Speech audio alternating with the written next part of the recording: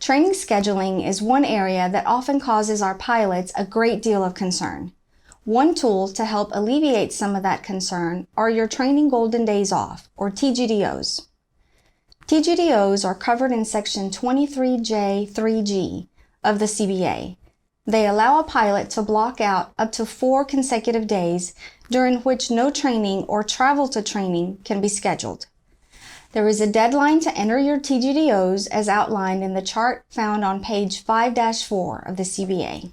First round bidders must enter their TGDOs by the 11th of the month at noon Central, and second round bidders must enter their TGDOs by the 21st of the month at noon Central. Unlike GDOs, you can use up to 4 consecutive TGDOs every single month, so there's no harm in entering them preemptively.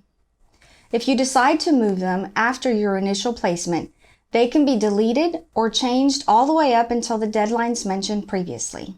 TGDOs are most often utilized for CQT training, but can also be useful for leadership and ETOPS initial training. Keep in mind that a TGDO placed on top of a pairing does not prevent the company from pulling that pairing. It merely prevents you from attending training or traveling to training on those days. Now let's cover TGDOs when used for ETOPS simulator training, because they are a little different than you might imagine.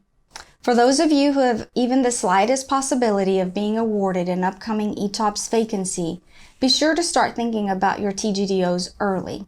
Even though you won't know for sure if you were awarded an ETOPS vacancy until late in the month due to the usual vacancy award dates, be aware that if you wish to use TGDOs with respect to your ETOPS simulator training, you must enter them by the same deadlines mentioned earlier. For example, if a vacancy bid is awarded on the 26th of October and you were awarded an ETOPS vacancy in that award, you can expect to go to ETOPS initial training in November.